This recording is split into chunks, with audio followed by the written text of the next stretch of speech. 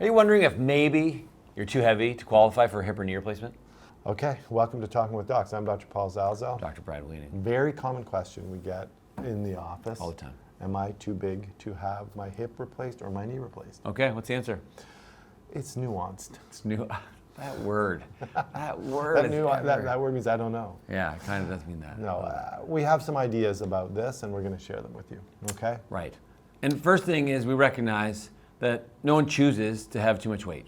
No. Like when you come in the office, like this is an uncomfortable conversation for you, for us, but I think it's important to have the discussion. But also, there's no shame. It is what it is. It is what it is. That's why we're making this video. Yeah, so let's talk about it. Let's address why it's even an issue at all and whether it really matters. Yeah. In terms of talking about having an elevated BMI or body mass index, which is kind of a crude measurement of your size. We did a video about how crude it is because crude. It has some uses, but it's not kind of the end-all be-all. But for some reason, it's what's most commonly used I think because it's easy to calculate, and then this allows us to compare people and to do scientific studies to try to tease it out, but it's not perfect. Yeah, it's basically your mass divided by your height squared. Yes, in kilograms over meter squared. There are a lot of calculators online. Just type in BMI calculator. They'll take you there. So the more you weigh, that'll make your BMI go up. And the taller you are, that makes your BMI go down. Right, and one of the main shortcomings is that if you're really stocky and muscular, it does not accommodate for that. No, it doesn't. Bodybuilders, they say, oh, you got an elevated BMI, and you're like, well, look at that guy, he's shredded. Yeah, but it's just different than being a big BMI without the muscle. Okay, so can we talk a little bit then about maybe a number where we start to get worried? Yeah, so why is it an issue? So you may be thinking, oh, you know what, yeah, I'm big, and that's why I have arthritis in my knee or my hip. Why can't you just replace my knee like everybody else or replace my hip? What's the issue? What's the problem? Okay, well, I think it is like sixfold. Okay. Okay, so let's start at the beginning. All surgery has risk. We know that, whether it's a general anesthetic, a spinal anesthetic, a regional anesthetic of some sort, they all have risk. And it is well documented that as your BMI goes up, your risk increases. Right, and so every surgical procedure has risks, and we do everything we can to minimize those risks. Right. So there's certain things that are called modifiable risk factors and certain things that are not modifiable. Yeah. Modifiable risk factor would be something like, oh, well, my blood sugar is out of control. Well, let's get that under control before we do the surgery. Right. Or my electrolytes are out of control. Yeah. I'm anemic. My blood pressure. My blood pressure, for example. These are things that are modifiable, and we would modify them before we do an elective procedure. And I would say even maybe more easily modifiable, because some people would argue, well, your weight's modifiable. Well, that's what I was getting at. Is an elevated BMI really modifiable? Those with it will probably say, no, I've tried everything I can, I just can't lose weight. I would say there's pretty good data, and 20 years plus of experience would tell me that a lot of people is not realistic to expect weight loss before surgery. Right. However, some people have done it. Okay. And they're very happy. Yes, I have had people who lose weight before surgery. Yes. And then two things happen. One, the risk of surgery goes down. For sure. And two, sometimes they don't need the surgery because they're not having the knee pain or the hip pain that they had when they were much, much bigger. It cures the problem. Right? Okay. All right, so now, having said all that. Back to risk. Okay, so risks. number one reason is the anesthetic risk. Undeniably goes up. How much it goes up, that's debatable and depends on what your BMI is. Yes. But anesthetic risk is number one. And what type of anesthetic you're getting. Okay, number two is the surgery itself. The surgery takes longer. Yes. It's harder to do for the surgeon. It is. So it makes it actually more difficult to do a successful version of the operation. So if it's more difficult to do, then the chances of success can go down a little bit. Right. And then I would say harder for the recovery for the patient. So, yes. Yeah. Fair. Those are fair things. And then I think undeniable. Yeah, I think so. Yeah. And in recovery for the patient, harder to get out of bed, harder to move around. Harder to walk. Harder to walk. Do the exercises. Harder to go upstairs. Yep. And then harder you fall. Yeah. Because if you do have a fall, then the chance of having a periprosthetic fracture, I think, is higher. Yeah, for sure. Yeah. Okay. So harder recovery. Harder recovery. Okay. And then just the risks of surgery, okay? Risk of early failure, which is kind of not really risk of surgery, but...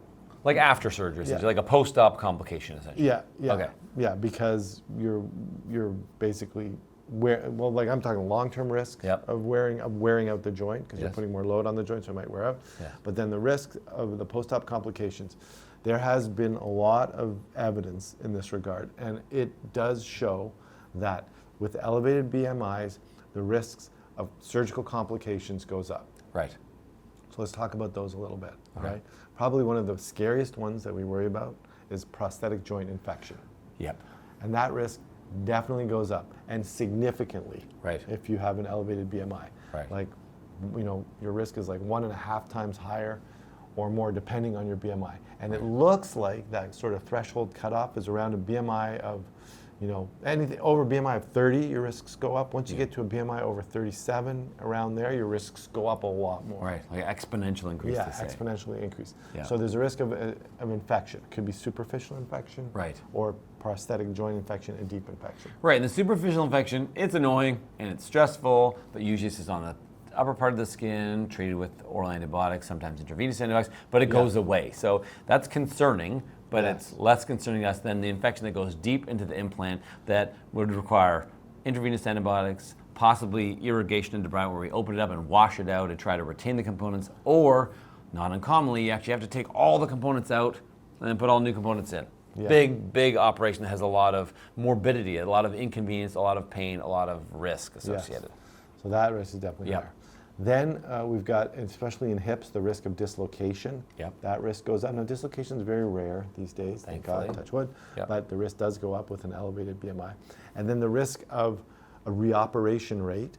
Yes. So having to go back in for any reason, something's not right in there, something's gone wrong in there, or maybe there's an infection that's getting deep and we want to go in and wash it out before it becomes deep.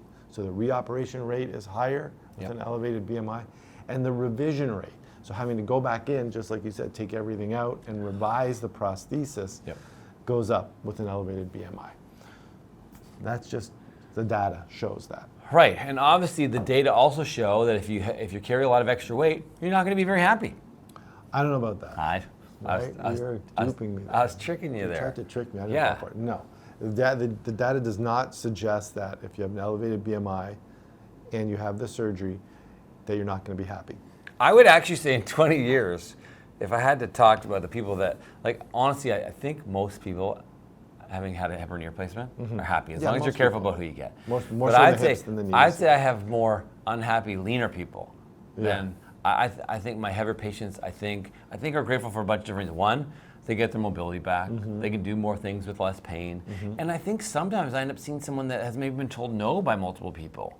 And said, no, sorry, and like full stop, not doing your operation, can't help you. Fair. Which I think is hard, and I feel like that's unfair. And you're not happy if you're one of the people that has a complication. Well, eventually you'll become happy, but That's right. But in the absence of a complications, yes, patient outcome satisfaction scores are high, or if not higher. Yeah, so that's definitely not a legitimate reason for anyone to tell you, hey, you're not going to get a hip or knee replacement because you're not going to be happy, because you probably are going to be just as happy or potentially happier than the average person. Okay. But it's those complications that we discussed. That's why many surgeons will ask patients to try their best, do whatever you can to try and lose weight before surgery. Right. To try and reduce those proven increased risks that happen. And we recognize that that is very, very difficult. Thankfully, nowadays there are a lot of ways that, but it does require a very organized, thoughtful, intentional plan.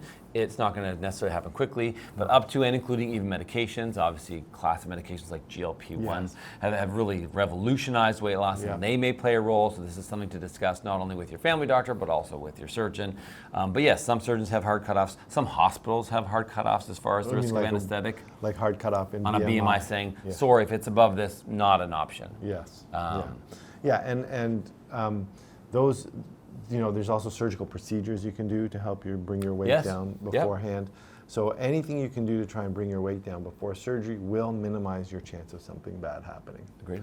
And make the surgery easier for the surgeon and the team and yourself. And for you, for the recovery. And that's why, and we get it. Like Brad said, we know it's very hard to do, but we know it's also not impossible. Because I've had patients who do it, who manage to do it. And some, in Canada, we do have longer waiting lists. Yep. This is one of the bonuses of a long waiting list for those patients, because it gives them the time. Once you have a set date for your surgery, it's a goal. It gives you the time to try and get that weight down. I got to lose over 100 pounds. Yeah, I have had patients.